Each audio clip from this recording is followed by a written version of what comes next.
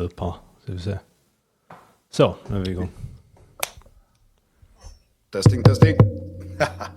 Bra. So, welcome to Kaptens Logg, Mattias. Thank you very much.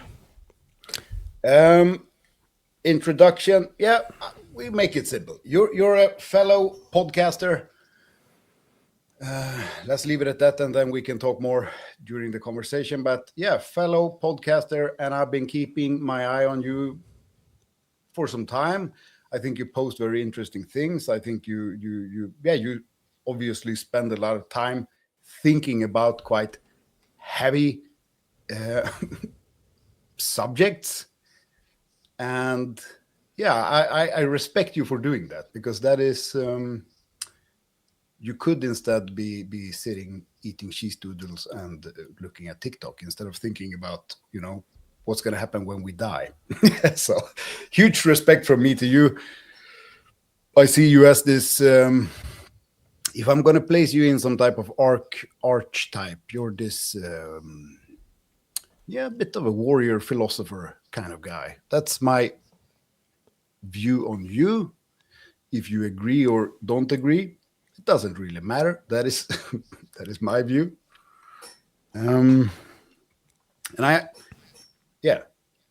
How's that? What do you think about my take on you? That's fair enough, and I can say a lot of what you directed to me. I can say likewise, and so totally agree there. Maybe that is why we're sitting here.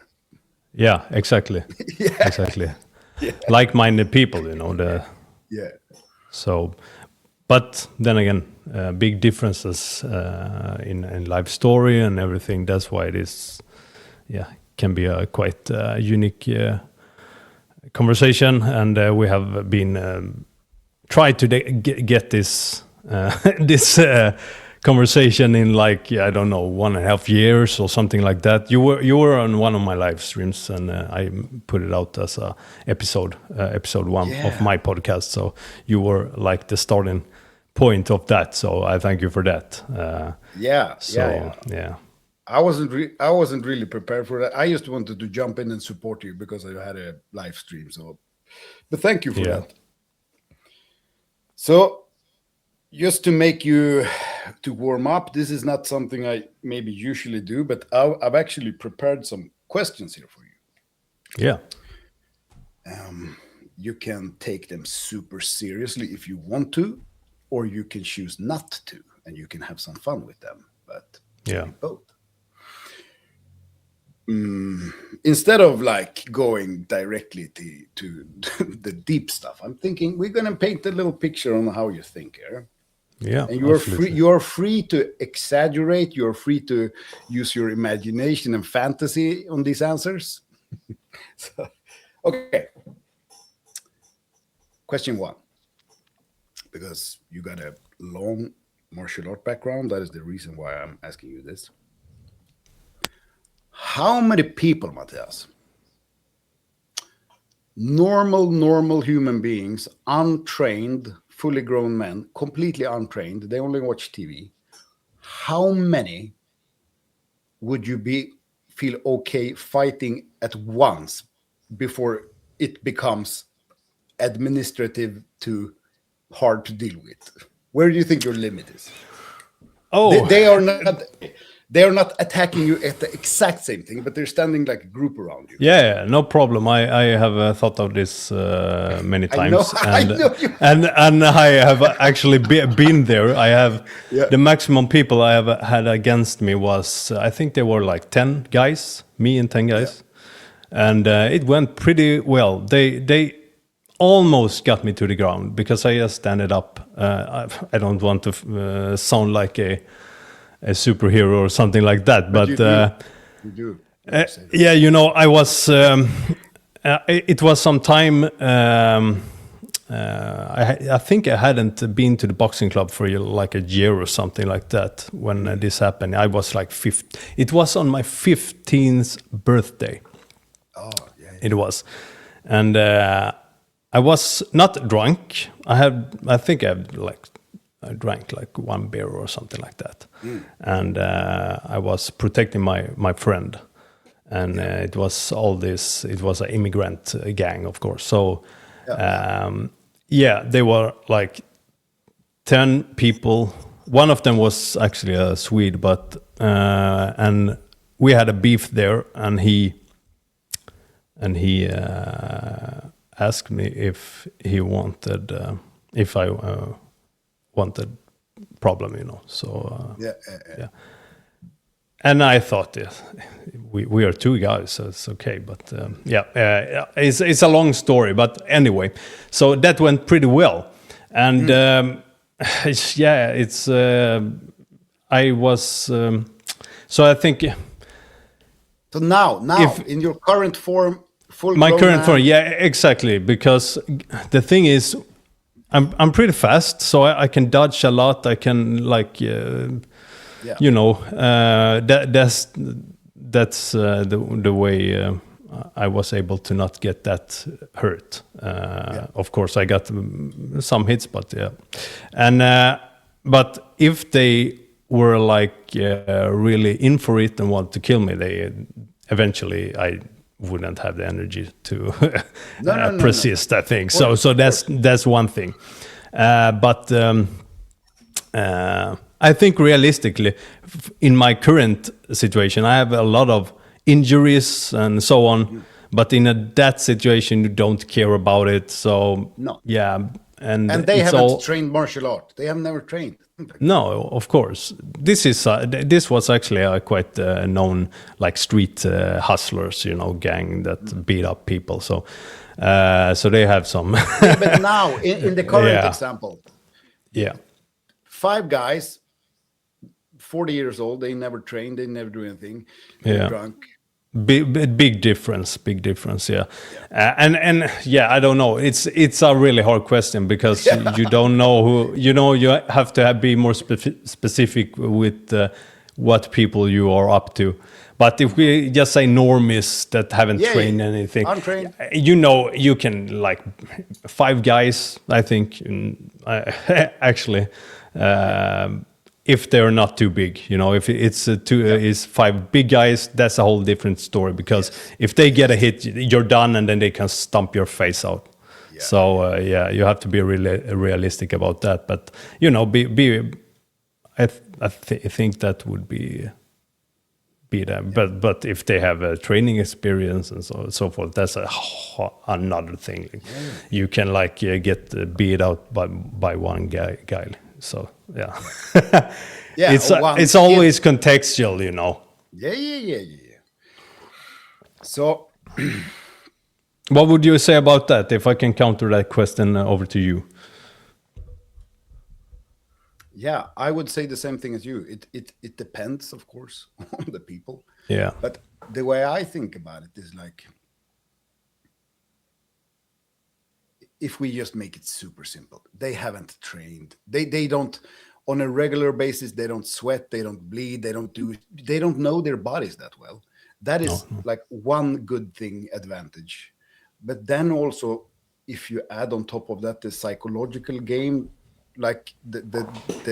if you come in with complete full batshit aggression and just go like a Wolverine, and you identify who's the strongest guy in the group, and you go first there, and then the second, maybe you only need to beat up 1 or 2 people in the group of 5, and the other people will, they will become scared, and then you can beat them up when they run. Exactly, they will run off. Yeah, of course. Yeah. They don't want to risk life, for for a bit of cockiness. No, not when it becomes so real. Oh, exactly. So, and if it's really stressful and you know no rules, you can bite people, you can poke them in the eye. You can. I wouldn't want to approach a person who's crazy like that. No. But what speaks to my disadvantage is that I'm maybe 80% of my 10 years martial art is grappling. So I want to, if I can get a hold of someone, even if they're big, like I'm pretty confident in how to get that person really tired and just choke them. But I don't want to. You don't want to lay there on the ground. No. Exactly. Actually, this is something that have come to mind to me recently. But as I said, I have many like issues and like health issues and so forth that inhibit me to do certain things, and I have ankle sprains that are my wrist is loose and my knees yanked up and everything like that. So, and I also have problem with my thyroid. So if I get like strangled or something, I can have problem with that many years after and so on. Oh, really? Yeah, it's a long story, but so a lot of things. And so I work at as a security guard besides as a health optimizing coach. So and I currently working in a hospital, so we are often in emergency and also the how to say it, psychic emergency. Yeah. Now all the up-drug people and people with health issues and psychosis and stuff, but I will say it's more demonic than anything. So anyway, so one time we had like, and this started actually to rethink my approach to things, because it was some times since I worked as a guard like a year ago or something like that. So I had like a break time there. off. So exactly. And I always lane on my stand-up fighting. So I've never been as a grappler.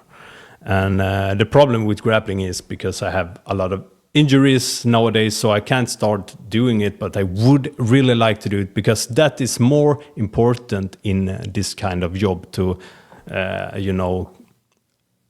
get overhand in wrestling and so on. Because you can't like start boxing or elbowing someone in the face when you're working in a profession, so we had one guy in the psychic emergency. He was front a real kick someone in the face. Bam! Yeah, exactly. Yeah, I think that will be more. It would be cool. It would be cool. Yeah, but it would be more problem for me than the other guy, because I would get problem with the. Yeah, maybe get a problem with the cop or something.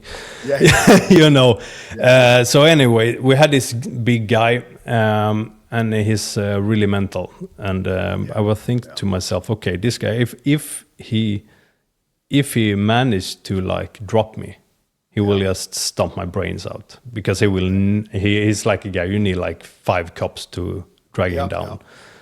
And I was thinking about that, and I really like to learn more. I can in Thai boxing you have clinching, you get a principle, but you're used to trying to break balance and everything like that, and the angles and all of that shit. That is really good in Thai boxing. So that I have, but a big guy with no turn off bottom, that would be very, very good to learn actually. So you have to learn some. You have to teach me some someday, in a controlled way, because I have these issues. It's okay in an emergency situation, because then it's you will have to risk that, because if you don't, you may die, So anyway,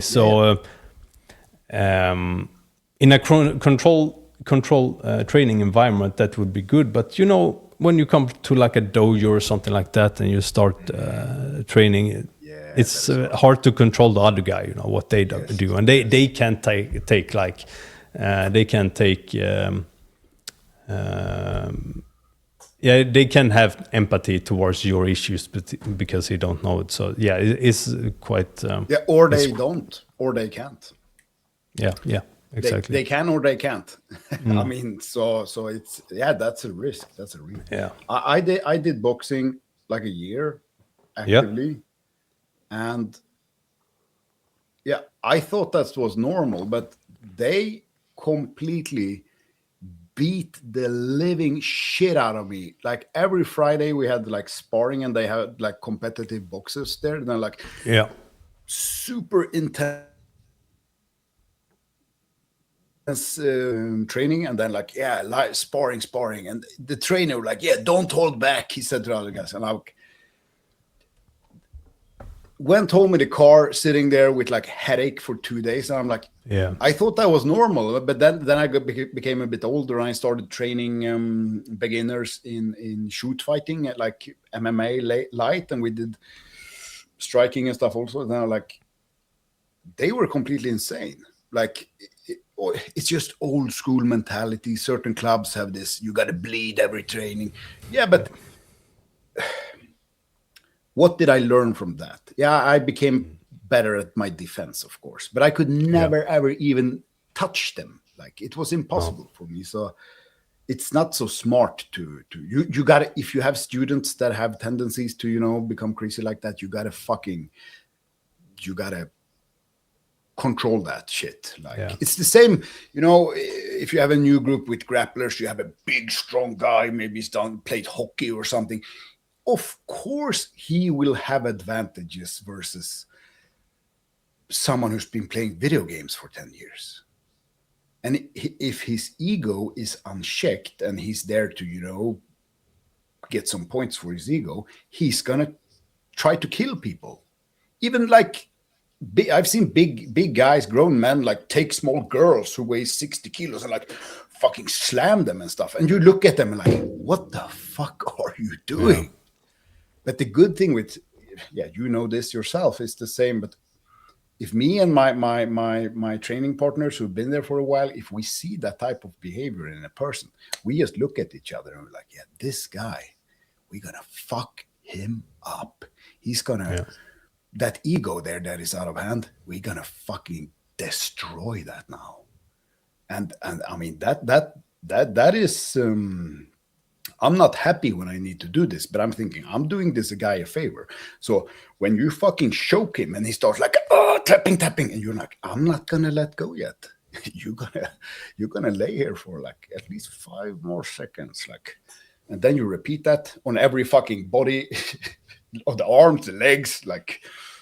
And the good thing with grappling is that you can, same in every combat sport, but you can be a really, really nasty motherfucker.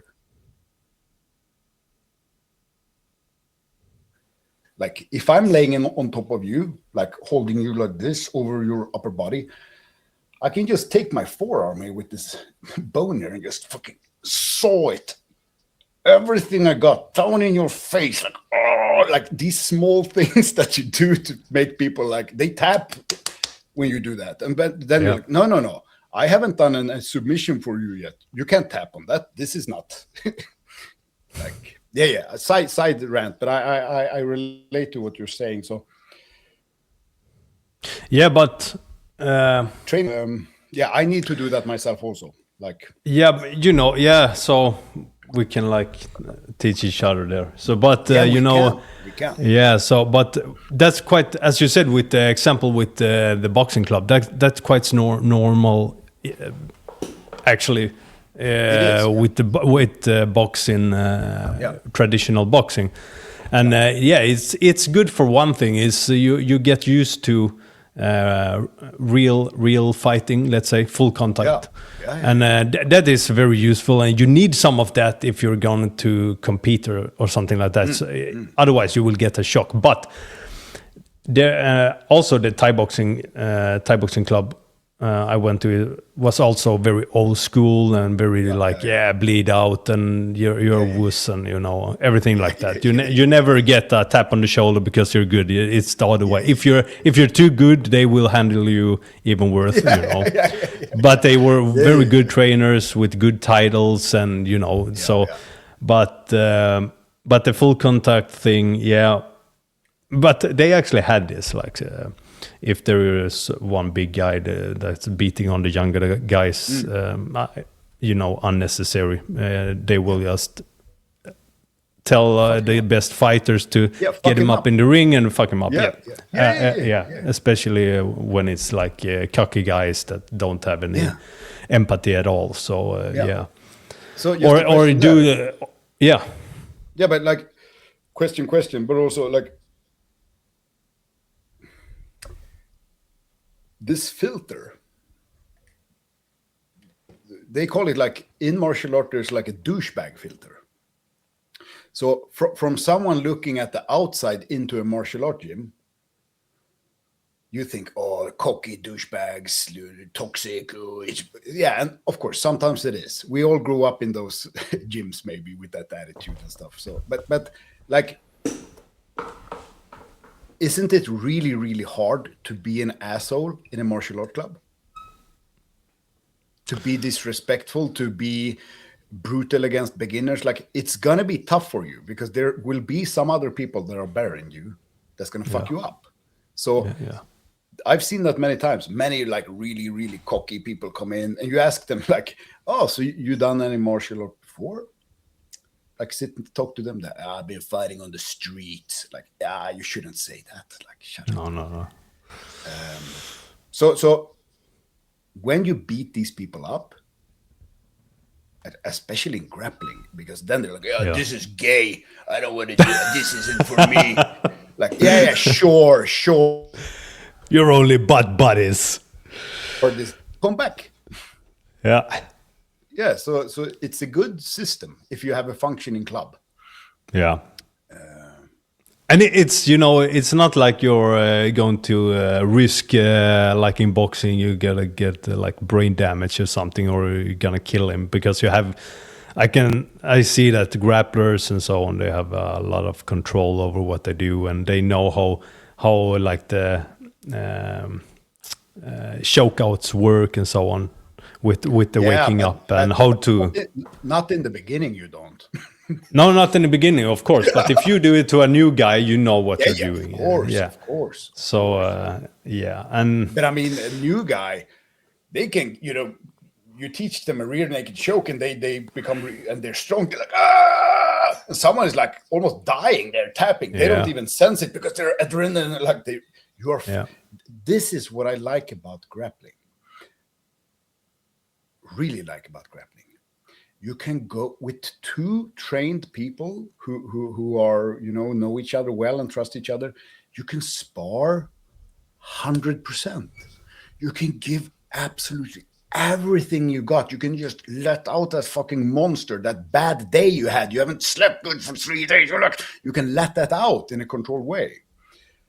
And so the feeling afterwards when you emptied yourself in such a way, it's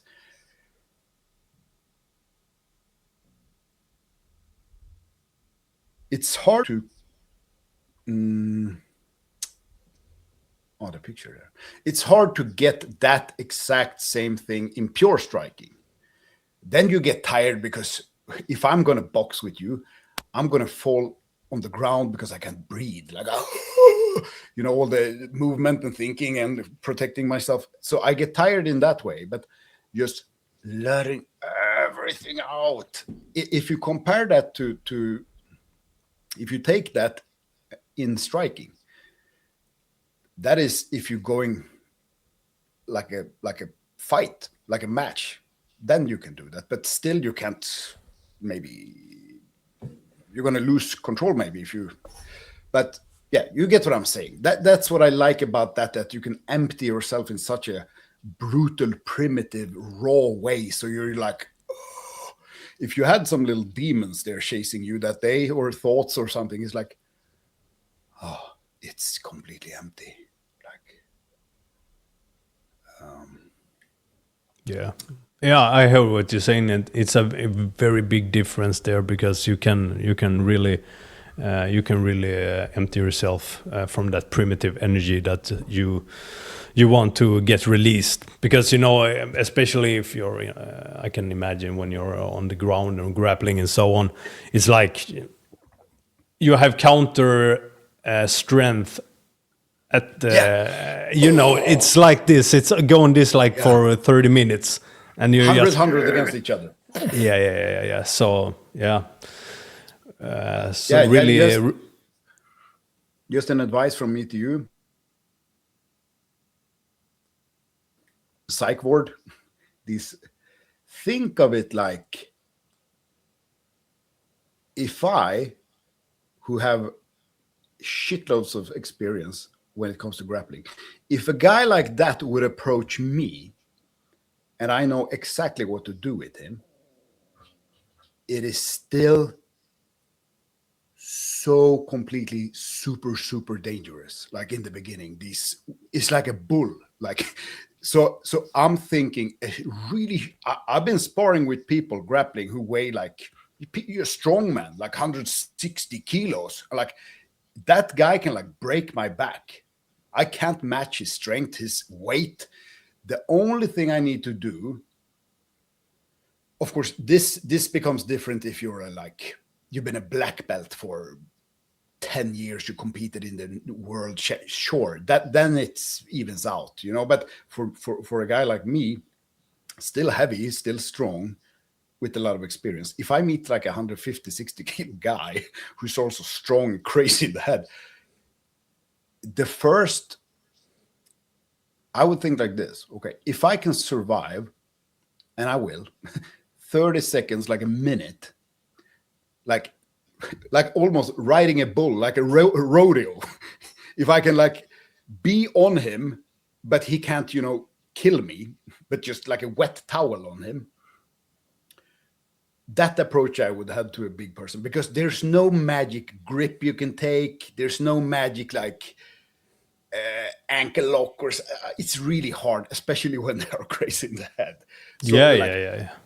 Can you make them give everything, let everything out, then they will get tired really fast. So that's when they start to like, now the grappling starts. Now you can try to lock him up or hurt him. But before that, only God can save you. But patience is the key there. So, that is scary. That is scary. Yeah. It's the same when you... It's the same when you get approached, with striking. You block and so on, and then they get exhausted. Just hope they don't get a lucky punch. And hope you can, move your head good and so on. And big, strong guy just smashing at you with his heavy arms. And it's the same with, when you're handcuffing someone that is on drugs. Yeah. That's quite hard, It can be a little girl sometimes, if they're full of drugs and they're really, really aggressive. And you can't do what you would have done if you weren't in your working situation, No. Because you can't.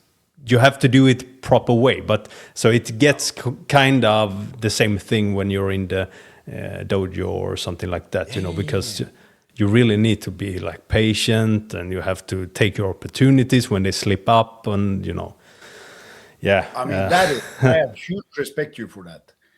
In your normal life, in your job. I mean, people, a normal day in your life. So what did you do yesterday, Mattias, at work? Yeah, I had to handcuff a person, a crazy person that tried to bite me. I had to handcuff him or her. It took me 20 minutes. That's pretty crazy if you think about it. Yeah. That's not. It is. Yeah, that's not. Yeah, exactly. It's not that it happens that often, but when it happens, it doesn't exhausting, matter if it happens often or not. It's like that could be a normal day in your life, and that is absolutely pretty crazy if you think about it. I met my one of my good friends and former colleague.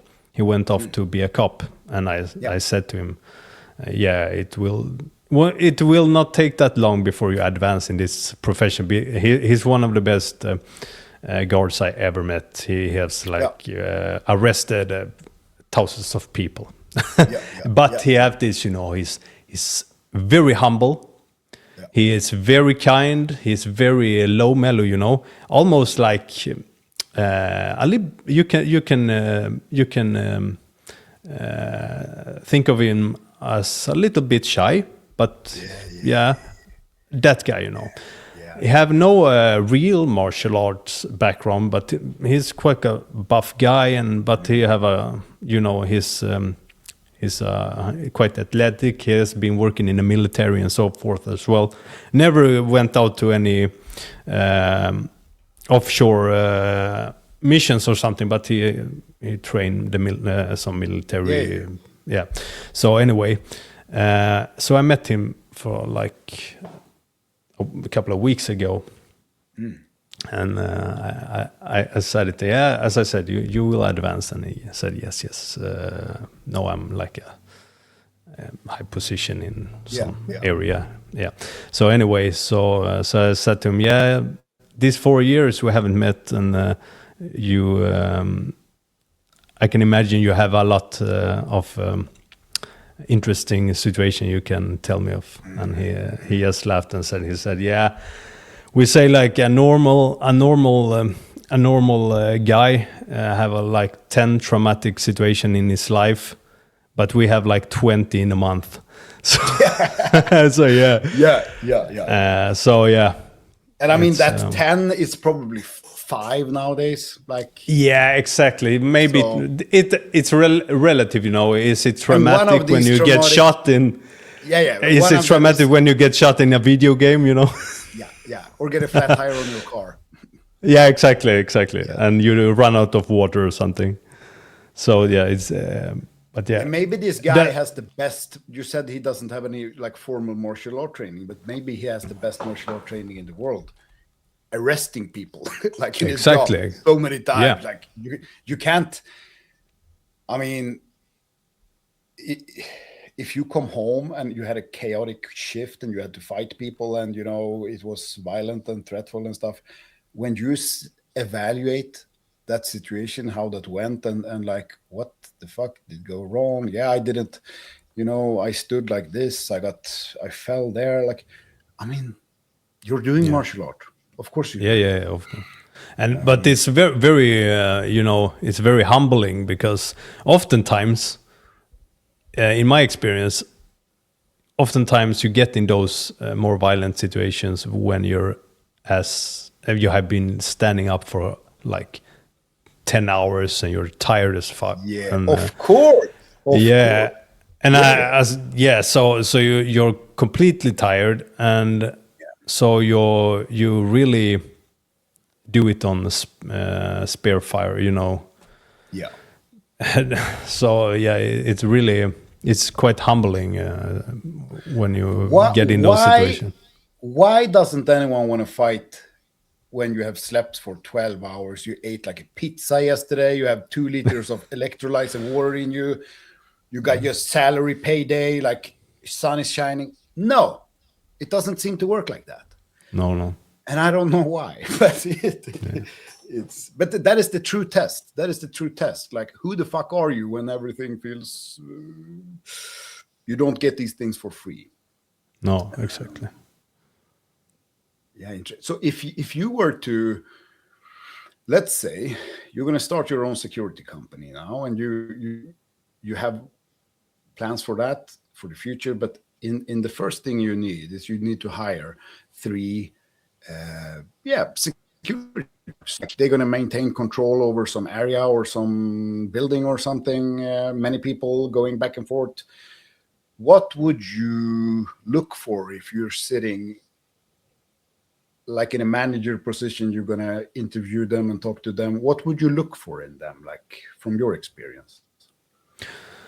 Of course it would be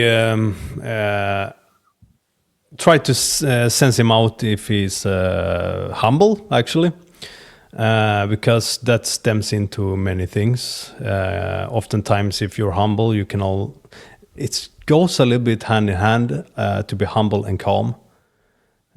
because you don't feel like you have to do something that's not necessary, if you get me. So a humble guy, well trained, of course, not necessarily a 6-pack and 48 centimeters biceps or something like that, but well trained, good condition, intelligent, and of course loyalty, and have a heart for the profession. So as the guy I told you about now recently, he have heart for that kind of work. I'm not so invested, so there's a big difference between someone as well, in like you have a good guy that doing his job good, but then you have the guy that have a real heart and do everything by the book, and something that is very important as well. Of course, it's appearance. Believe it or not, in that profession, you have to have a good posture, and you need to look. You can't look like you can, but it's better if you have like good features, in face features and everything. You look like you have authority and so on. But the posture is very important. Why? Because that leave out many problems, because people don't tend to approach authoritative people in the same way as a person that seems weak. So a lot of problems just is not even noticeable, because it's off in a second when you see the person. So, and how you talk as well. So that's quite obvious. So you can also do you think it's obvious to many people, or is it obvious to you? Yeah, it's obvious. I think it's quite obvious psychologically, if the guy looks, have a good look, a good vision, and looks strict and authoritative.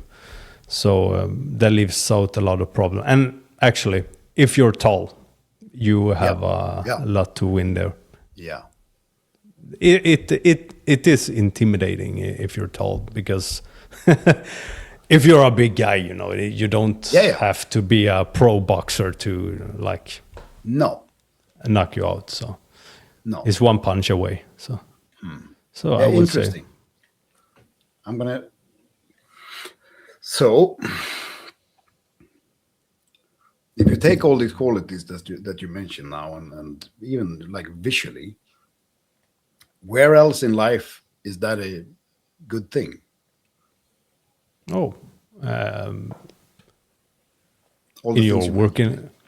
In your working life, of course.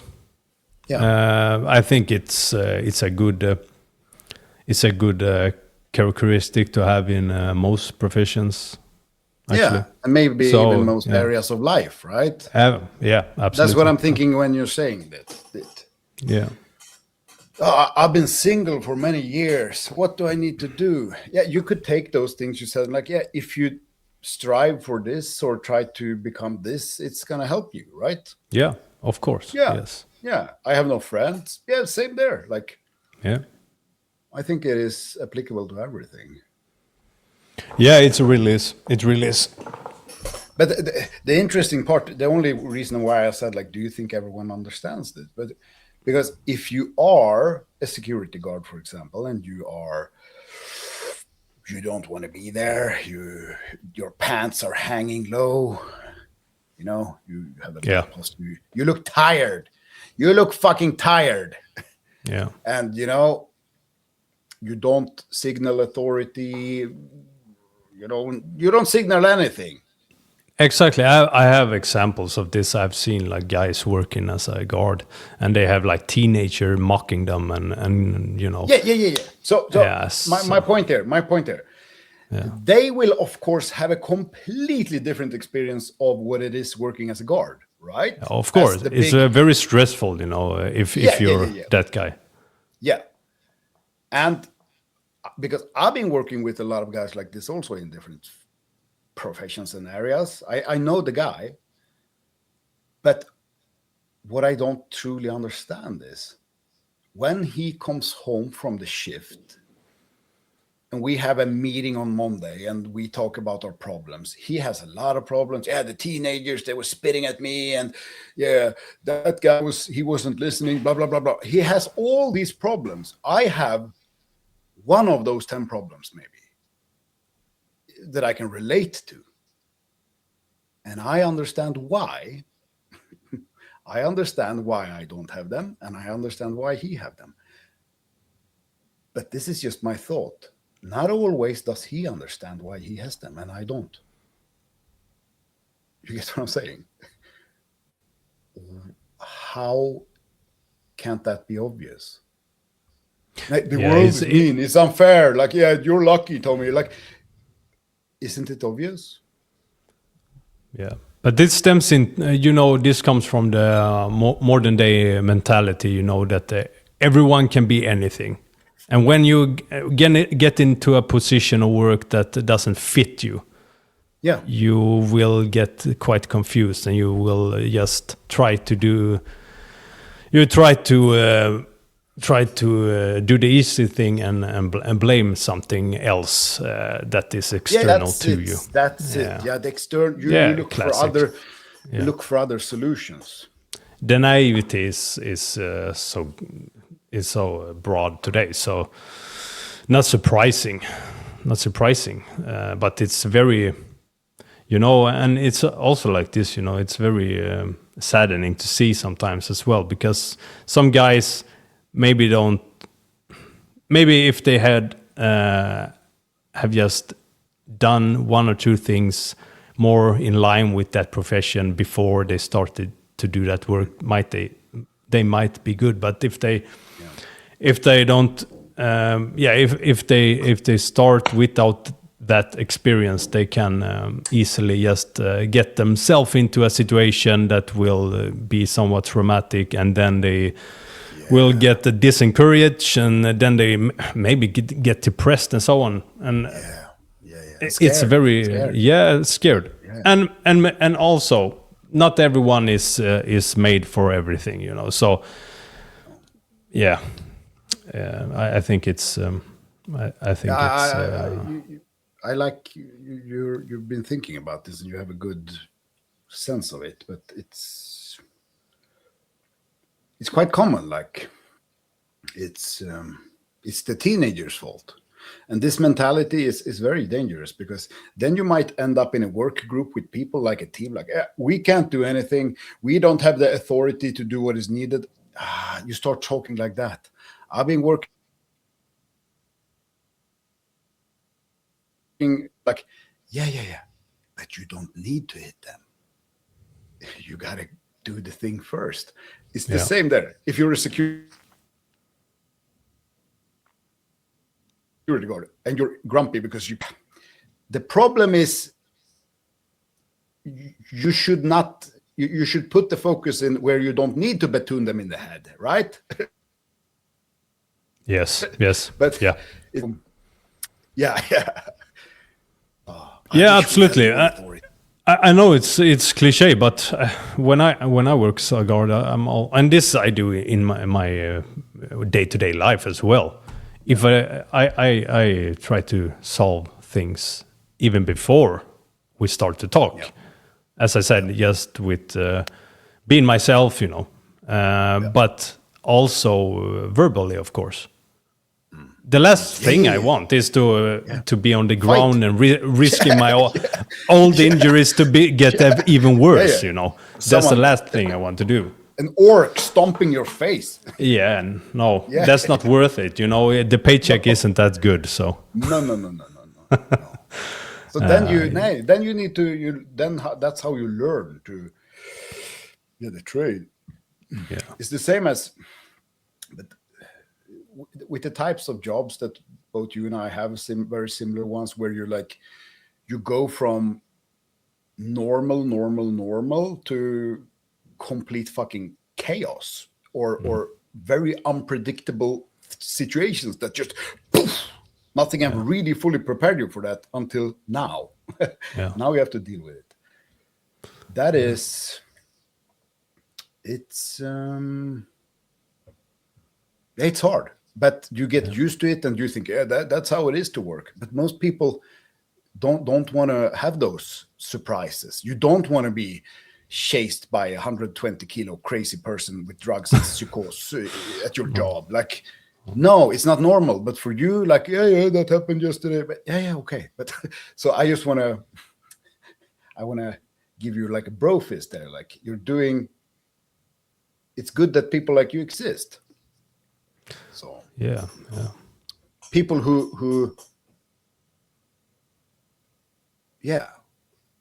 for some strange reason think it's normal to do weird shit. Like, but you could be sitting at an office. There oftentimes is those jobs, that will persist as well. I look at like the ambulance drivers. They are and you're a firefighter, so a former firefighter, so how they have it as well. I would place them highest up in the respect category. Yeah, exactly, and seriously. Is so many traumatic situations, but they have to numb themselves as well, because and this, I can think have seen like burned people and anything of that kind. I mean, every work category, they usually have a really, really fucked up sense of humor. I will just say that sometimes you're lagging, sometimes you're lagging, so okay. So it just drops out. So. I was saying, the people with the most fucked up sense of humor, dark humor, raw humor, they have these jobs. And I thought, I grew up in the forest. My father is a very like manly man.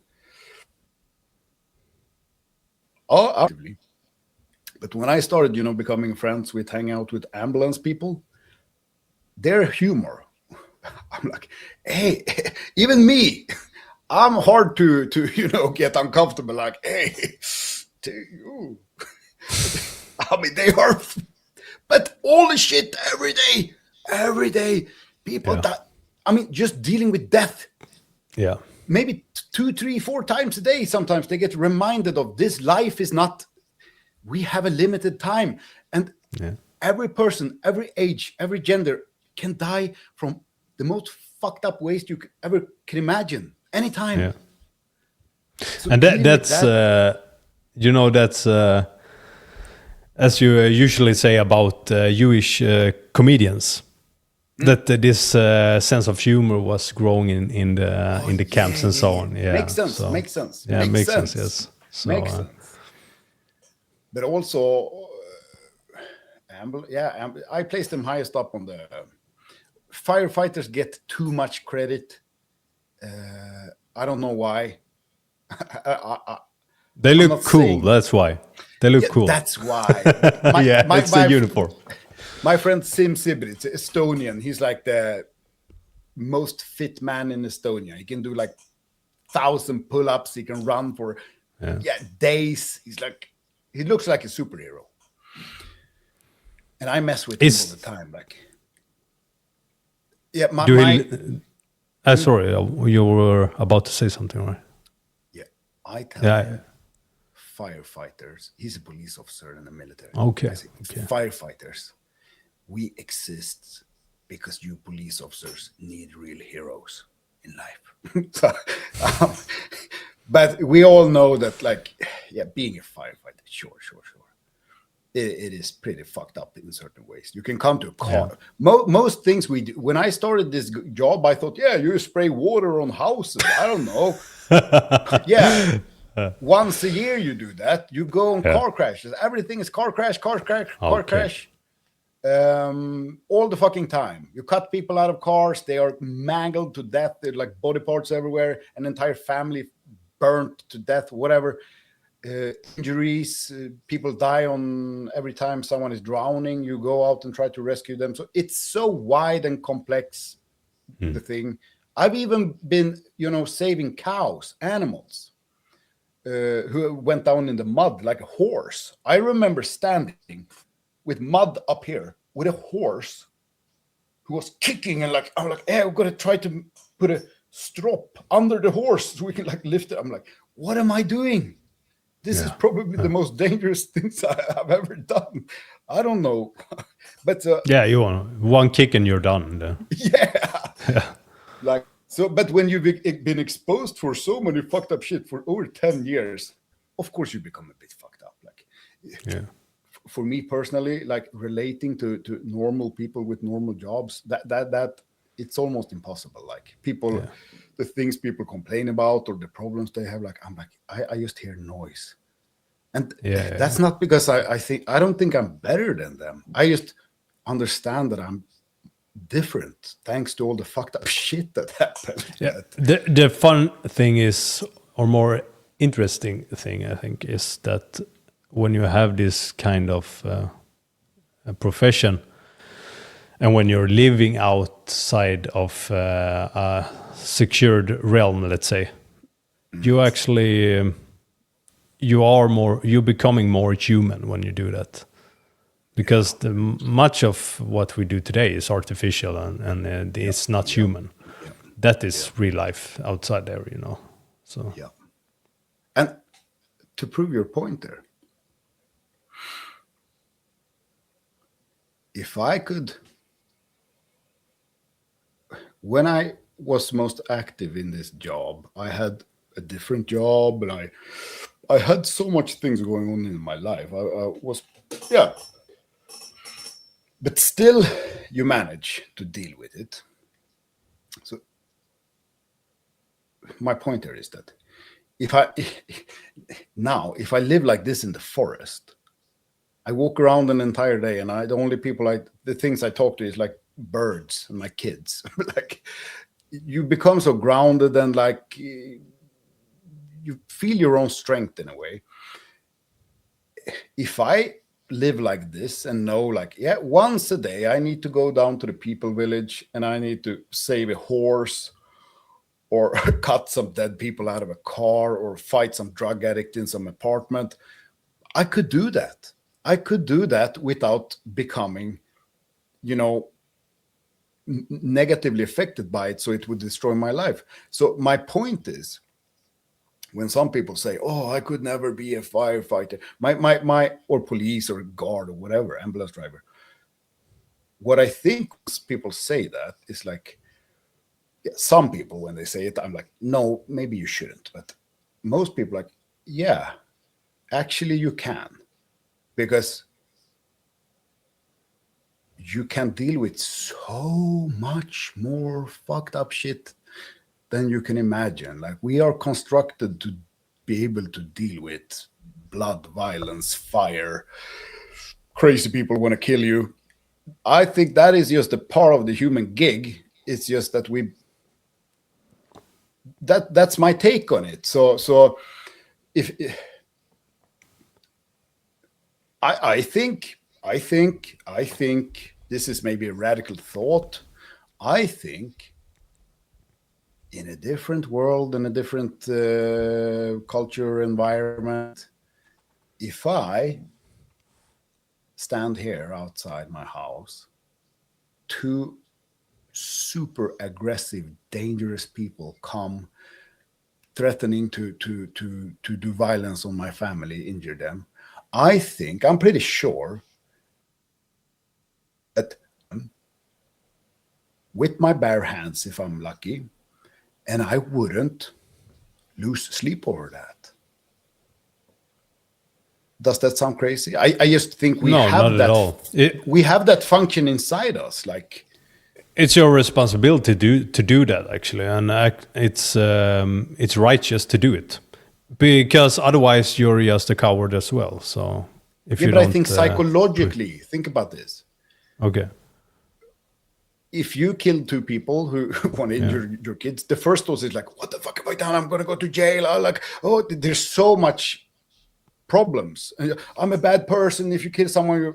All this software that we are wired, like culturally, is going to be activated, right? Yeah, of course. Yeah. But if you remove that, if you just live in, take a look at tribal people. Papua Guinea, they throw spears at each other. They fucking eat each other. Yeah. Like they are the same species as we are. And I don't think that they, I killed someone yesterday and ate his penis. Yeah, that guy is like, he's celebrated as the village hero there. Like, so. Yeah. Just a different environment, different culture. I think what you're looking for there maybe is, or what you're hinting at is worldviews. What worldview do you have? That will result in how you behave. Is your belief in certain principles and so forth, are they more valuable than the artificial liberal law system that we have? And then you compare the law system to your family. Yeah, for example, when you're going to protect them. It's an easy calculation. Yeah. Yes. So it's just an interesting philosophical thought. Like, what could you do under different circumstances where you just the human animal, just the thoughts, remove all the culture, the fluff, the software. Yeah. What are you capable of doing? And I think a lot of stuff. And some of those things are really like barbaric and crazy if we look at it from a modern perspective. But yeah. But also, there is a big difference between primitive and primitive, primitive behavior. We need some principles for that as well. We can't just be the fool that runs into war and kill people and torture people and so on.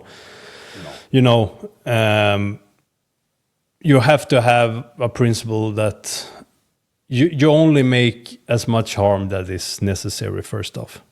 You don't brutalize on someone, because that oftentimes as well comes from a lower part of yourself, a primitive part of your soul, let's say. And you have this evil satisfaction, and it's very ego-driven, and vengeful and so on. And when you get into that, it's a whole cycle of death, So that's a good way to look at it. Yeah. Yeah, and also, not just that, but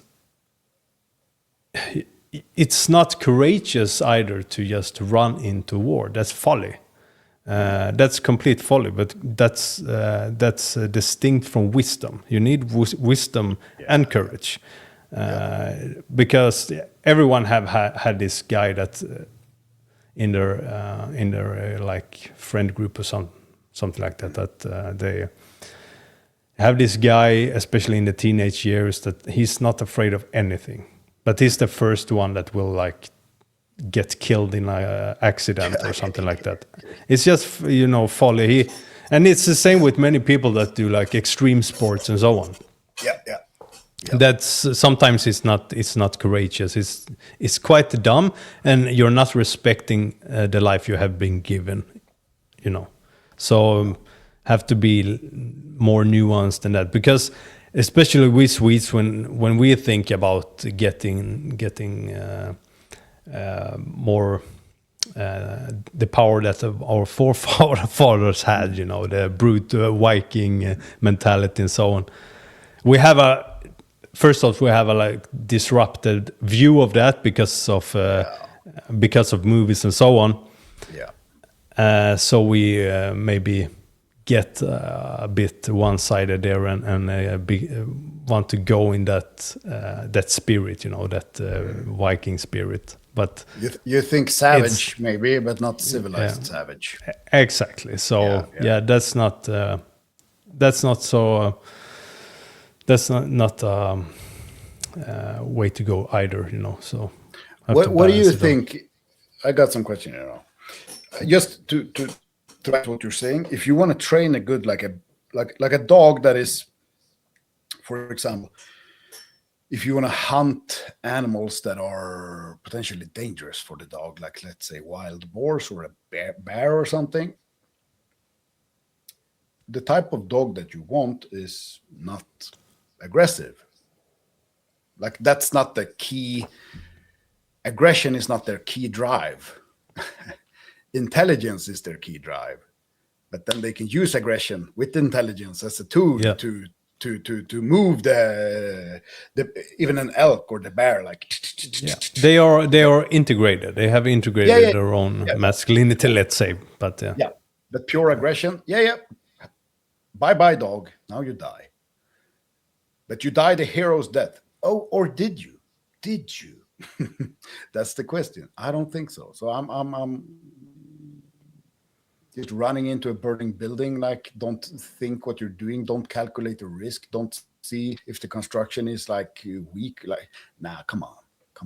Oh, that's a dumbass. Again, you have to marry this courage with wisdom, you know the discernment is very important, you know. So even the ancients Greek think of it about that. You have all the virtues has to be they have to work together, let's say. But being brave, sure, that's a good, like that function as opening up the gate to where you need to go as it's like a skill. Like of course, in our early years in our lives, whatever we're doing, we don't have the wisdom that much. That comes with age, maybe experience. But then being brave and maybe aggressive or whatever is opening up the doors to us. But then wisdom, experience, like as you said, they need to merge and blend together. Yeah. Exactly. Because if you're too scared, if you calculate too much and too like, then you maybe don't dare to. you need the fire also to.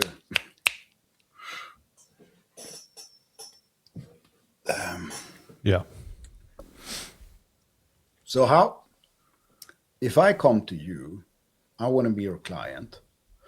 I can be open with you.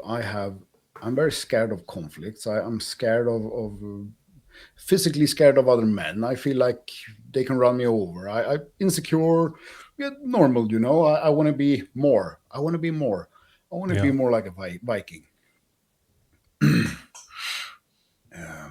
How do you approach a person like this if you see him as maybe a blank paper? Like where would you start building up the attribute points that can then spill over to where would you start? It's you have to how to say it in English, expose them to whatever they are afraid of. So they have to not to be less afraid of things, but be more courageous, and also then expose them to what they are afraid of, but not in a way that is too scary and traumatizing. But you know, you think about like if you're afraid of gangs in groups, let's say. Then you maybe start out with looking at a picture. After that, you maybe look at the video. Maybe after that, we go outside and we look at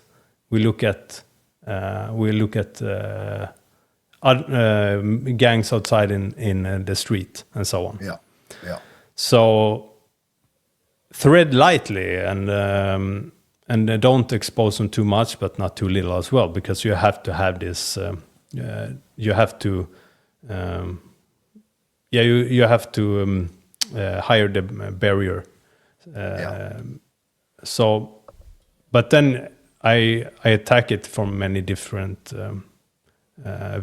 point of view or many different areas, because It's not always. It depends on the person. This is actually something that is not too uncommon to do. To work with guys, there are a lot of that. Phobias as well. Yeah. And so you also to build up the confidence, of course, training. Yeah. Martial arts. Oftentimes it just starts with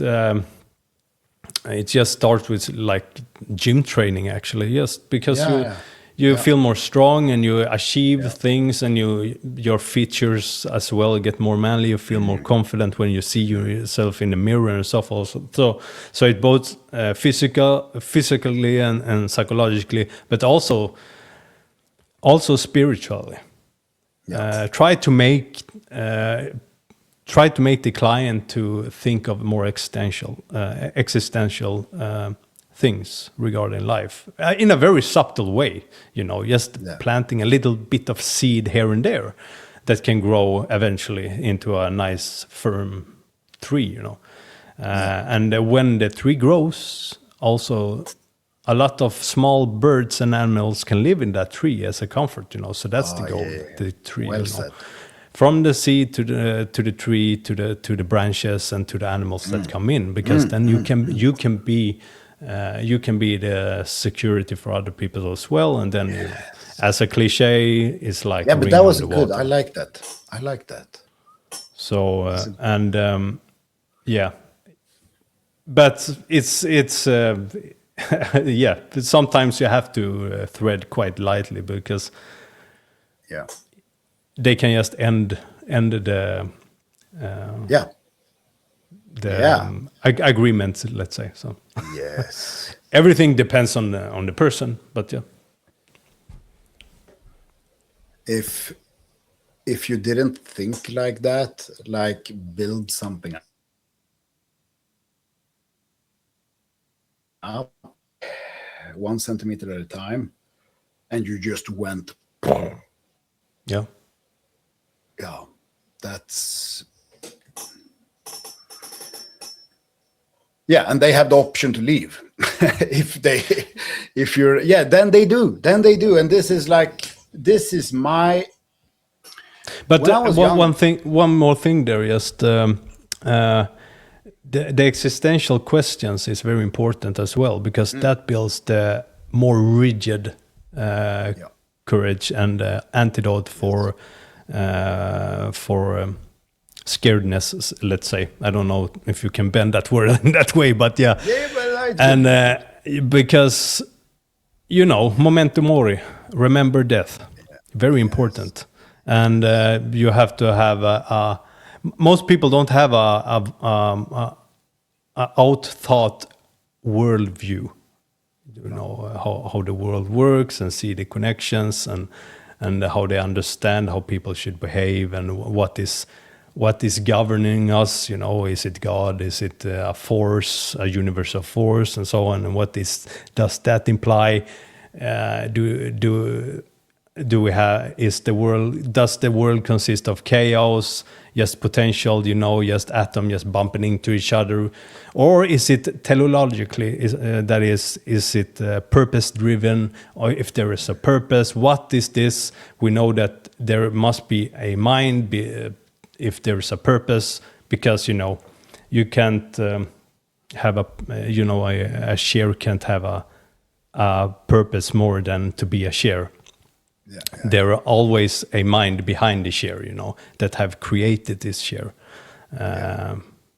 So not to span out on that too much, but that's also that's the small seeds, that you have to lay out, because if you don't take the spiritual in mind, you will eventually come to a point where you become somewhat of, maybe not a nihilist, but you will feel some void that you can't fill with something.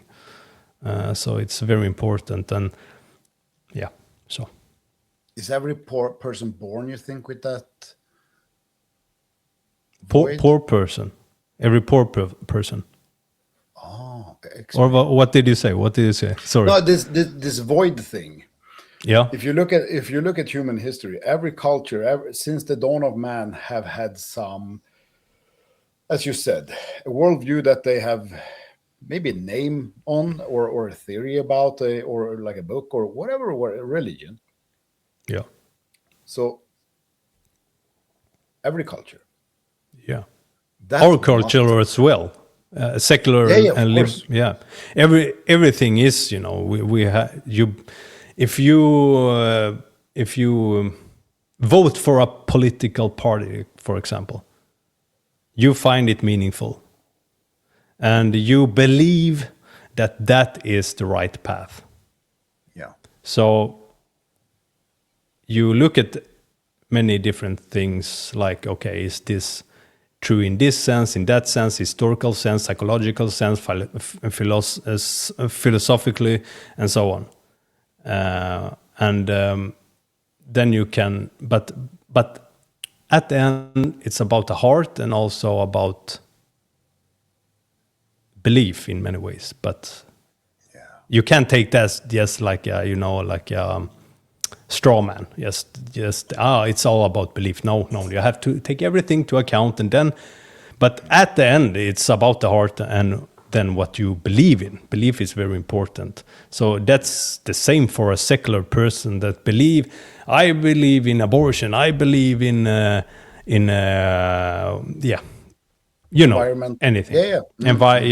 Exactly. Yeah, and that's a religion in itself, actually. So it is. It's Goddess worship. I've said it many times. It's worship of the divine feminine. Because traditionally, and when you look symbolically across the whole world, in every religion and every philosophical system, heaven is the masculine and earth is the feminine. So you're worshipping the earth, and you're offering up the children to the earth. Yeah. Through abortion today, for example. Yeah. As you did in the past. But then you took the little ones and you throw it into the fire. But today you sugar a little bit on it, so tastes a little bit better that way. Yeah. I saw a YouTube clip where some scientists, they were visiting some tribe in some jungle long time ago. They studied them. And they were so shocked when a woman gave birth, and one of the kids that came out there was deformed, very deformed, and not a healthy kid, something wrong. And they killed that kid. Yeah. And they were, I remember, they talked about it in the YouTube clip that people were like, oh my God, these barbarian, they're like cavemen people, they're brutal, they kill their children, And then there was a guy who was learning to understand them a bit more. But we do abortion. And many people, sometimes you can see if there's something wrong with the kid when they're in the stomach. And people do abortions because they don't want to, maybe have a brain dead child to care for life or whatever. So then they fix that problem there. These people don't have the option to, do this ultrasound thing, but they're doing the same thing. They just have to wait until the baby comes out, and then they do this. And this is then they are so barbaric, and we are so nice and sophisticated. And do you understand? You get what I'm saying here? I'm getting what you're saying. And the thing is, there's a big difference there as well, because they are primitive tribes that is foraging for food and so on. Yeah, of course. They have no use for a child that can't move, can't think. They will be a burden, and they can't afford it, because if you let this child live, maybe 2 of you will die. And if this is 2 guys that need much food, like the hunters in the tribe, then maybe the whole tribe will die if it's a extreme case, because they need food and the protection, and also so they to keep that child, they have to invest a lot more. But of we course. judge them. We think that they are bad and we're good. Yeah, and the problem is actually... I'm not saying you and I do that, but you know what I'm saying. Yeah, the general public, let's say. Yeah. But for us, it's just because you want extreme form of freedom with no responsibility. So that's a character you problem. Not pointing at you, but people in general that hold to this liberal thinking and feminism and so forth. And I gotta ask you: are you 100% anti-abortion all over the field? Like, what's your take? There can be some, there are certain cases that is really hard, but I don't buy into the one that people say abortion for a child like from a grape. I don't want to ban you on YouTube, so you have to have these words,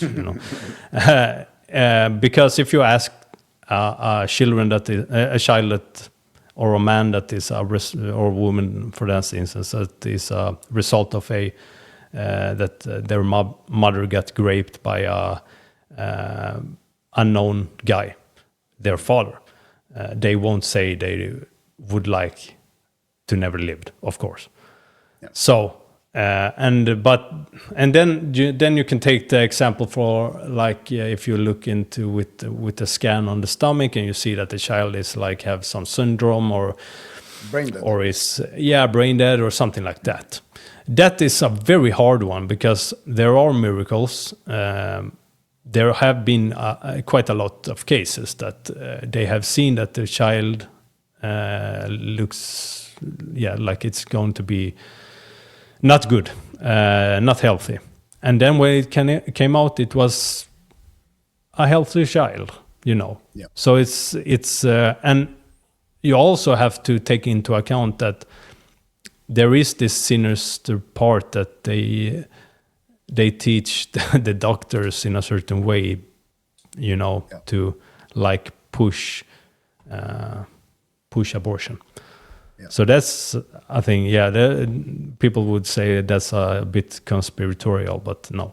So it is conspiratorial. Yeah, of course it is in the brute sense of the word. Yes, it is. So, but anyway. But okay, so that's a hard one because you have to imagine yourself in that situation before you talk as well. So it's very hard, and sometimes that, that's the way. That's also bleeds into like worldviews. I believe that we are made in the image of God, and we can't destroy that image. But it's hard. It's very hard. Yeah. I will take one last example. Okay. Yeah, shoot. Because I thought about this yesterday, actually. And I think about this if your wife is pregnant and we've quite for sure know she won't make it. Yeah. Will we let a new life come, or will we do an abortion and let the woman live? That's an easy answer for me. Yeah, it could be, but Yeah, but I'm a forest barbarian. I am not. I'm going down in the flames after this life. So I'm kidding here, but I have a bit more pragmatic. If me and my wife were at the doctor and they say, like 100% now, the kid is going to be brain dead, no vision, no, like they're just going to lay there. Yeah, no. I thought you missed us the last example.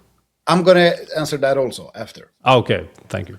Yeah. So if they told me that, I would, in some strange way, think like the jungle people.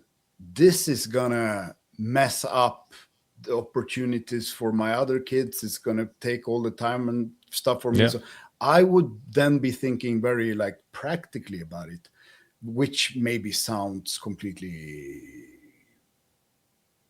weird or wrong to some people.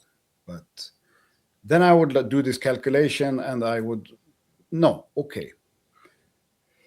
I would think like that. And if a doctor, same there, my wife, if they said, okay, it's the kid or the wife, yeah, the kid goes. Like, seriously, she's like together with me holding up this family with 4 children. Like we are, should I sacrifice everything, or should I sacrifice this thing that still yet is not human? Sure, it's alive. I get that it's alive, but it's not real yet in my head. It's not a human. I don't have any relationship with it. My wife, who's the mother to my children, she's everything good that is bad about me, like like half of me in a way. Yeah. If I remove that, it's gonna fall. Like just pragmatic. I'm just practical. Yes. Like, I wouldn't have any disagreements there. I would do the same thing, actually. But my point was more like, what is the uppermost righteous thing to do? What is the most, should you embrace the new life and let the old one die, or it's a more of a it's in that way. But of course, in my day-to-day life, I would do the same, no doubt about it. But am I hypocritical? Because from my worldview, I don't think you are. Like, it's a hard question. It's very hard. But I wouldn't hesitate either. I would never risk my spouse for that, and I would not want to. And if I had children, I wouldn't want that extra burden. No, but this is also this. I think this is interesting because it's you can think two things simultaneously that are different, and they can both kind of be right in a way, I think. Because but if you want to belong to that camp and have those opinions, it becomes harder and harder, and that's the benefit I have. I jump around and I pick and I take things that suit me, and I build my worldview on that. But it's comes down to discernment as well. Even if you could say our decision to do a abortion of our brain dead child and spare our family, and same with the wife, spare her life and take that in priority over the children in the stomach. You can say that is the worldview from the external, the physical, and the other one is from a spiritual perspective. But then again, you have to apply discernment there. So it's not a hard line between if this is good from a spiritual perspective and vice versa. So that's why it becomes like more of a. It becomes like a question you can take quite seriously, actually, because. I want to throw something in there.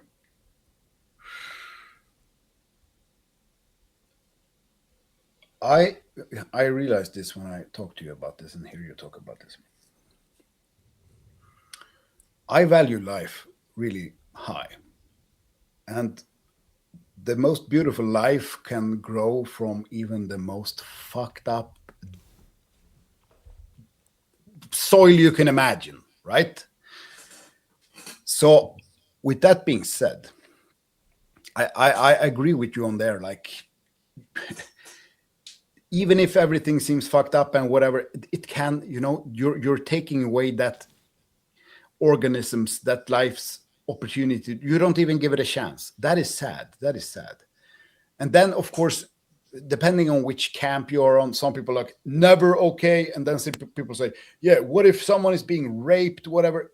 I mean, we're taking it too far all the time. Like, can't we be in the middle just a bit and understand each other? But I would do, if I were a dictator, I had my own country, and I saw that some people, they used abortion as preventivmedel.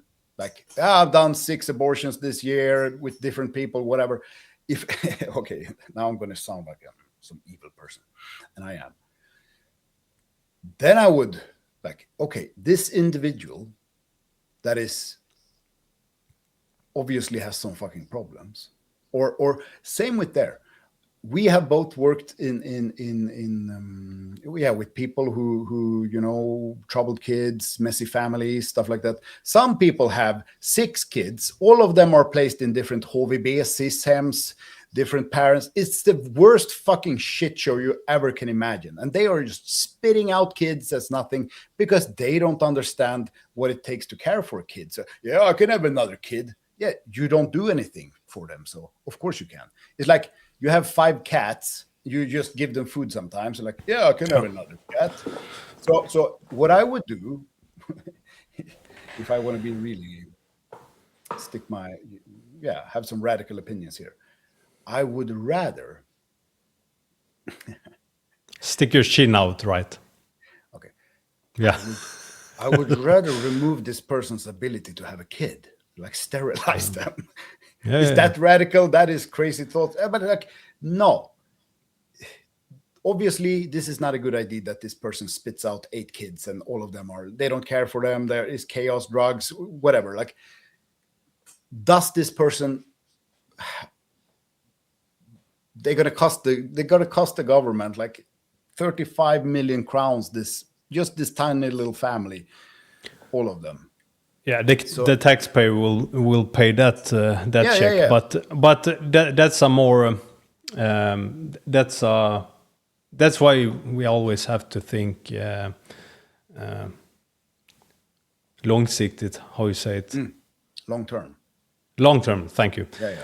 Always think long term, and this is a problem with our socialistic. Politics that we should sustain everyone, because if you don't sustain people, eventually they will go away, Yeah.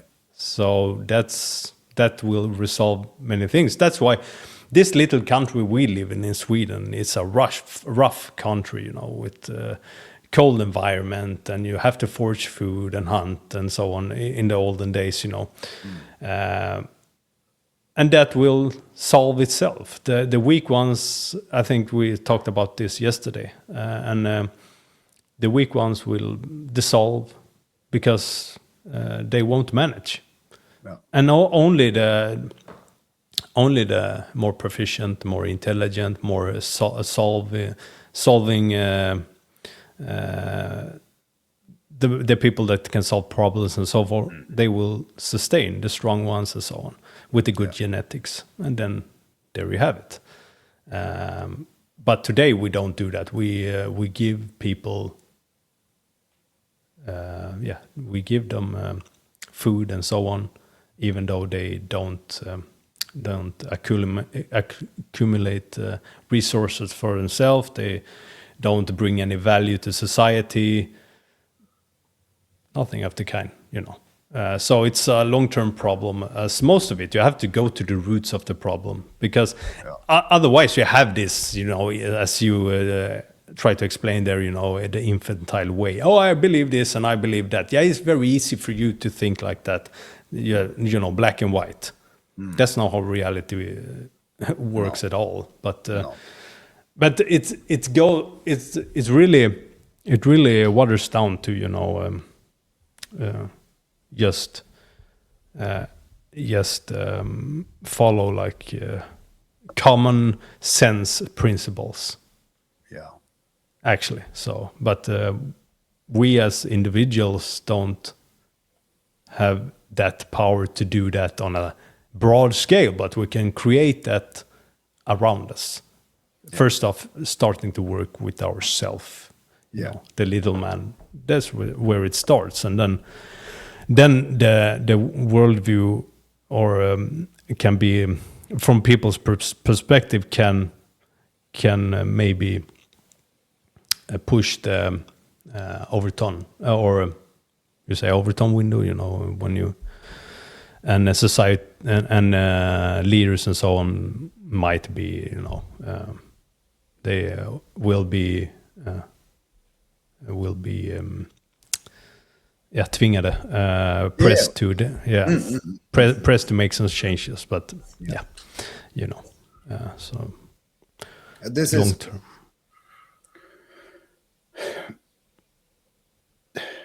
The one problem that I see with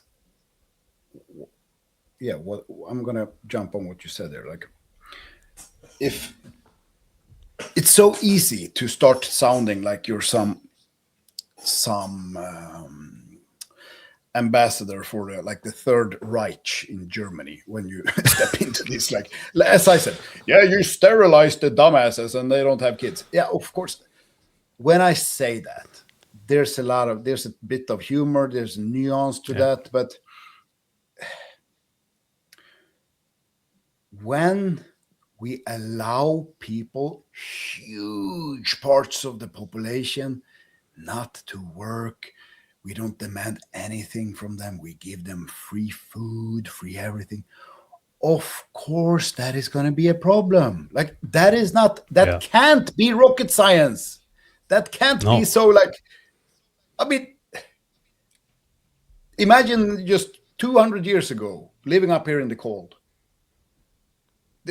You live in your little country there, and on the other side there, I live just 1 hour from the Norwegian border. If I knew that over there, you get free food, like, I would take my family, like, hey, let's leave this fucking cold place where everyone is starving and there's no opportunities, whatever, like shit. Over there in Norway, you get, the kids get to go to school, free healthcare, free food. Like, of course I would. The problem is this system is built, the socialistic, like, okay, we are 100 workers here. Mattias work 18 hours a day in the mine. Now he fell and broke both his legs. Now his wife and kids are, because we have no system to assist him or help him. Now it's useless. They take in another person and Mattias' life is gone. So what if we, 100 of us, we give like 1 krona per month? So if something like this happens, we can help Mattias and his family. Like, the core idea of this is really, really fucking nice. I like that. But we are not there now. Now, like, we grew up in the same mining village, me and you're like, I have decided, since you bring in this money, you people in the mines every day, I have decided I will not work. You can pay for it. Like, that's a problem. And then some other person comes. And now we are like 50 people working in the mines every day, breaking our backs. And we have 50 people sitting up on ground level, like watching TV. Like, the system wasn't built for that. And now I think we are in the phase where the system needs to, you need to rewrite the rules. You need to change it. You need to tighten everything up. And the problem with that, when you need to, because it's being abused, the problem with that is there are people like you still who fell down the mine and broke both your legs. But since the system now is being so abused and drained in a way, it might be, Mattias, get up and go to work in your wheelchair, but like, so there's going to be casualties, like, you get what I'm saying. So absolutely, and that's how it have become as well. People just can be at home and so on and get paid, and then you have the guy that have worked all his life and he broke his back and he can't work and he fell between the shares and he don't get any pay at all. He's left for himself. That's how many people end up today, actually. But it's it's as you say, it shouldn't be rocket science, and it's not, because No. it's nothing new. You had that before as well. I have like the poor houses. The fattest. Exactly. You had that, and it works very well. The thing is that with our mentality, that's not many people that fall into that. If you have injury, the system will help you and so on. Your friends and family. That was more stable in the olden days, with the family's generational living and so on. So you can help each other and so on. So you had that. But when you implemented the socialistic ideology, then the father became the state. And that's also one bit of the how the women can get like their freedom and try to make a living hang out themselves. With us in the mines. Yeah, as they don't do actually. So, but they have their own version of mines. Yeah, exactly. But it's today you need like two paychecks to. Even just to like rent a house, before you could this is own the it. irony of what you said also. Is this freedom what we're doing now? And actually the word that you get from freedom, if you're talking about like having freedom and so on, and free will, if you look at scripture and so on, free will, the word is actually more akin to free of choice. The free and the church fathers, they say the freedom to choose the good. Freedom isn't that you can do whatever you like. That's not freedom, because when you start to sin, you will get owned by the sin. The sin will own you, and that's not freedom. You have to be slave to something. So I rather be slave to the good. But today you get slave to your desires and your ego and everything that the ego wants and all of that. And so short-term goals and short-term. How do you know if you're corrupted? How do you know if it's? I like this. It's a very simplified version, but. The two wolves that you have inside you, the dark one and the light one. And the saying that the one you feed the most is what you become. It's quite like, I get it. Because often when you're unbalanced in life and for some strange reason, bad decisions starts to, become more common. And, should I have the Coca-Cola or the water like a Coca-Cola? And when you drink that, it's easier to take another, not so good decision. Like it's just, the door is open. Yeah. So, but when you are there, some people don't even have this voice, I should take the water instead of the Coca-Cola. Some people just, Coca-Cola, nice. They drink it. And they don't have this voice saying, you should probably drink water instead. So they become corrupted by just their, desires, their lust, their lack of thinking, I guess you can say. They are unconscious. Yes, but you can have the worst version of a person like this. They gamble, they watch porn every day, they lie, they cheat, they steal. But then the irony is like, do they know this, that they are? Do they know that they are like possessed by fucking Satan and everything they're doing is like feeding him? Do you think that if you don't have an intellectual language for this, do you? Because then you're not doing like, if I do something really stupid, I have a voice telling me you should probably do something else. Why? Yeah, because you feel like shit when you do this and it's bad for your character. I can have this discussion with myself, but many people don't have that. They can't have that discussion. So, yeah, I don't know if this is even a question. I'm throwing it out there. Yeah, it's a whole lot, bro. But as you said there, yeah, follow Satan unconsciously. Yeah, you're following your primitive parts of your soul, your desires, and so on. They are not actively taking the bad decision. It's just default. I mean, it's impulses oftentimes, but that's the way. But can you? You brought up Satan there, and that's actually something that is very telling. The greatest trick of Satan is to make you not believe that he exists. Yeah, of course. So so it is, and you can see this as in a micro scale within a person. If he's unconscious of his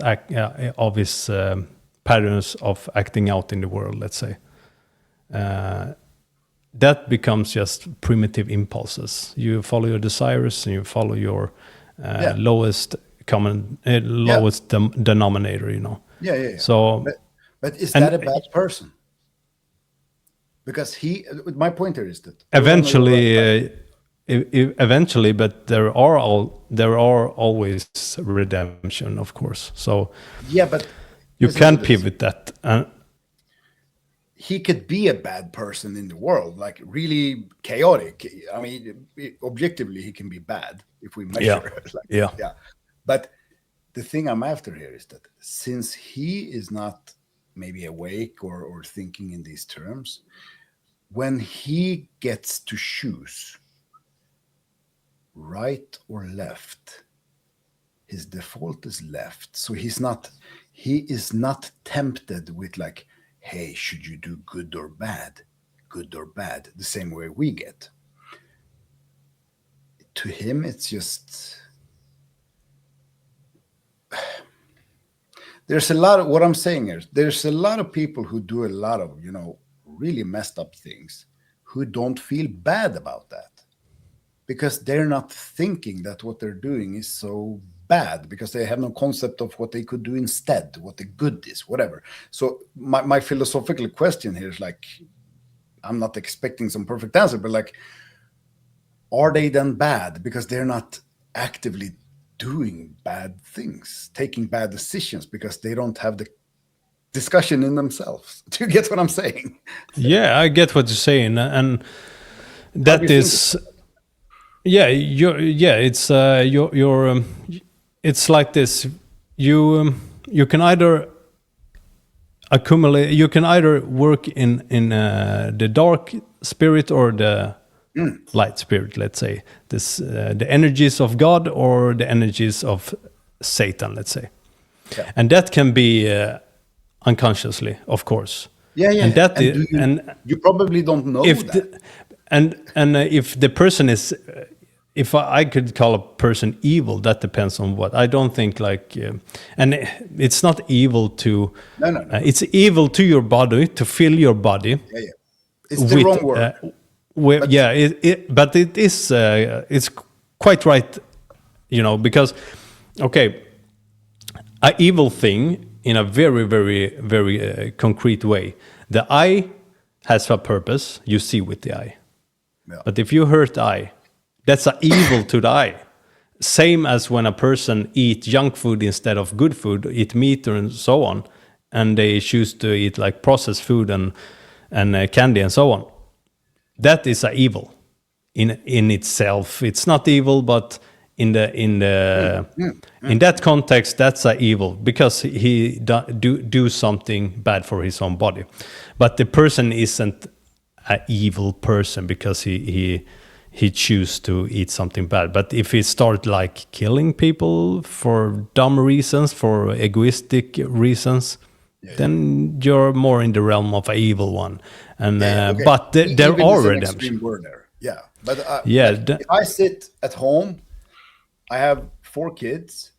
I go to work, I come home, I just sit there with my phone all day long, drink beer, I don't care. They want to have my attention, I like push them away. Like, I'm just a sloppy piece of shit. Like, I'm a useless human being on paper. Like, but I don't feel like that. I deserve to sit here. Like, unconscious, like the standards that I set on myself is just really fucking low. And yeah, for who knows why reasons.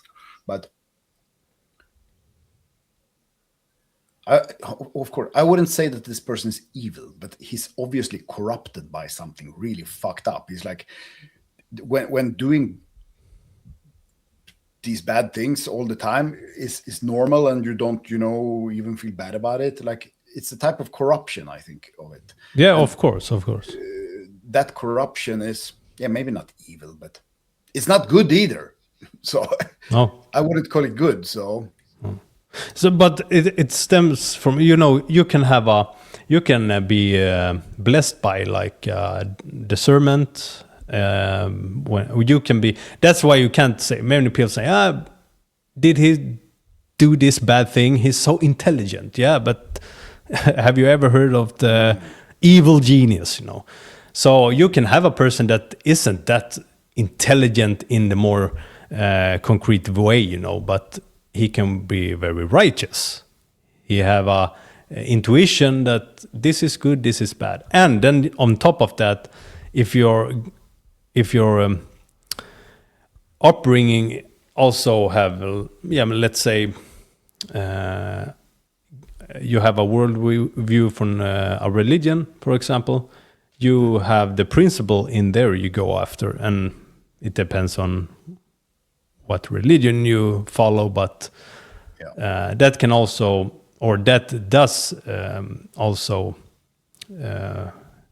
make the difference between human. But because today we have the society triggers and put all the most primitive desires and so on. It triggers what is like put on the pedestal today is that in which encourage people's lowest parts, desires, sex, food, and all what is good. They corrupt that one with like, you can say you should, for example, be very friendly to a person that come to your home. Yes, that is true, but you have to apply also there, like discernment. Do we take like 10 persons into my house? No, that's a corruption, no, but you're evil if you don't do that. Okay, no. So they twist and turn these things as well. So it's not a strange thing, because it's that's the right word. Encouragement is today's society is the encouragement of the lowest desires of people, and that is like no brainer actually, but because. Yeah, but it's an efficient type of crowd control. Exactly. It's easy. And also when you put economics at the top, it's always a good tool also for different companies and so on to feed on that people's desires and so on. So it's very easy today to say, but I'm tired today. I work for a whole day. Now I can eat this, and I can like shove my children away. Fuck off. Hey, take the iPad and go look at something dumb. Yeah, so that's normal. They're very normal. Yeah. Normalized.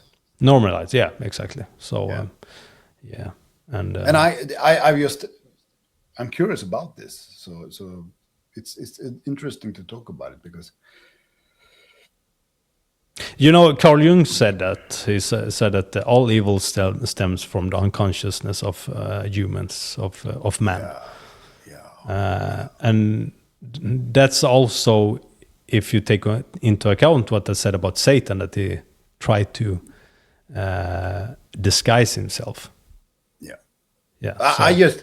The same we do with our unconscious. That's what I mean. We let the unconscious be down here.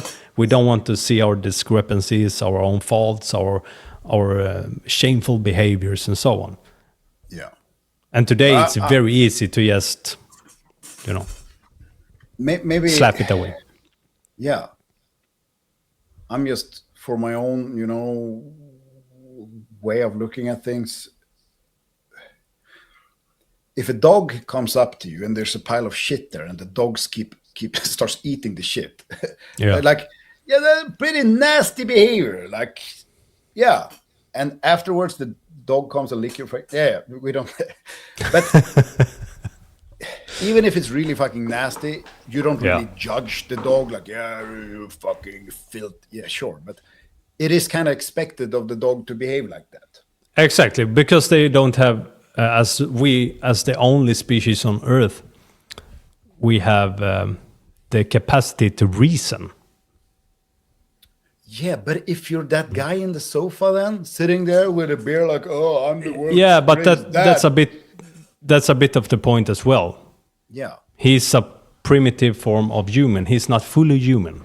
No, so no one is, but you can be more or less fully human. Yeah. So you can say he is further away of what God intended. Yeah.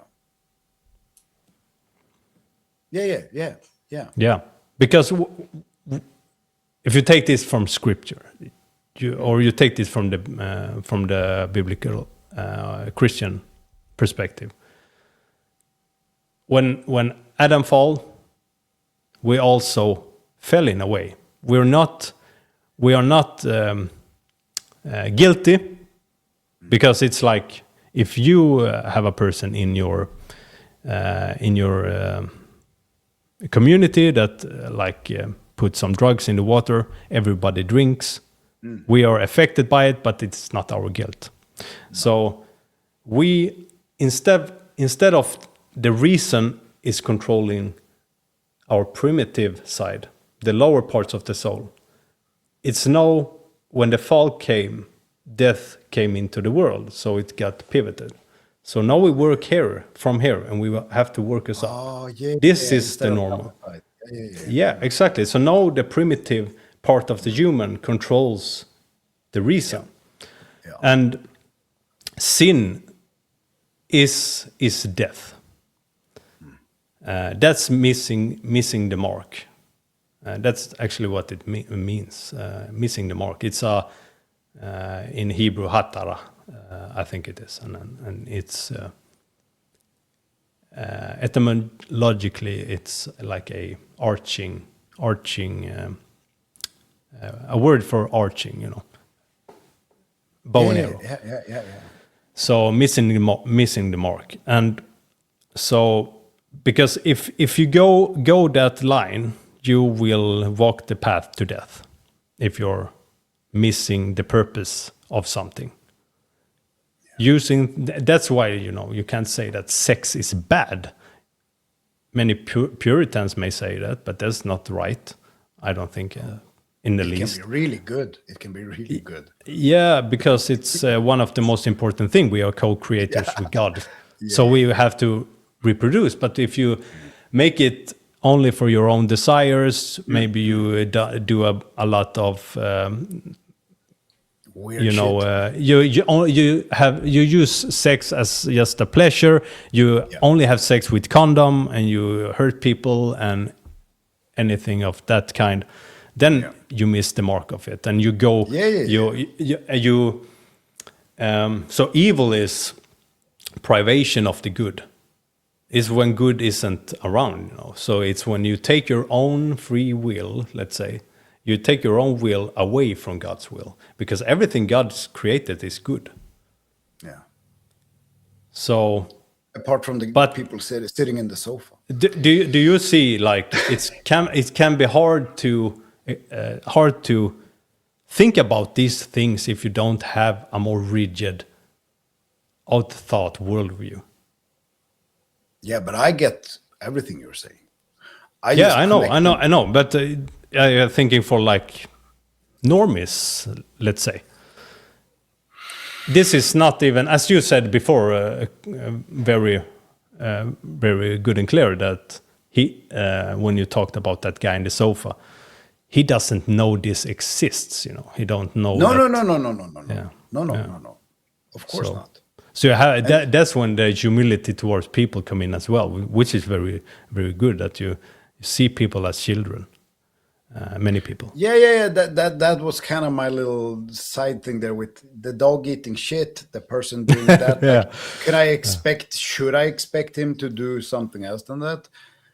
Yeah, but why are you looking at the limitations he has? Like, no, I don't. I think he shouldn't do that, so he shouldn't. So it's easy. I'm guilty of this all the time. I'm very judgmental against certain behaviors, especially behaviors that I hate in myself. I can admit that. Super judgmental, super hard, super black and white sometimes. But I need to personally remind myself that not everyone is introduced with this. I should do this or that. No. They only have this thing, whatever they're doing, and And they follow their free will, and they don't choose the good. And as C.S. Lewis said, the door to hell is locked from the inside. That's quite telling. You are there by choice, and you can see that you can create hell for yourself here on earth. So, pretty easy. And you can also create heaven. Yeah. So, yeah, and but it's that's one very important part of making changes, as you said there, as you hinted at, to be very suspicious of yourself, question yourself, why do you do this? Why are you like cynical towards these people? Okay, is there something here? It is. So be suspicious of yourself is very important. I say that all the time to my clients as well, be suspicious. Don't think that you do something for the obvious reason, No, you don't. No. Yeah, okay. So. We need to wrap this up now. Yeah. Yes, I really want to thank you for this really cool conversation. Yeah, and thank you for having me. Really, really, really good talk there. Yeah, it was. So in Spotify here down there, I'm going to put your links, and I got a feeling that we're probably going to talk again, my friend. Yeah. Yes, we will. You will come on to my podcast for the second time there, but for a real episode. Yeah, that's the first. Yeah. So, over and out.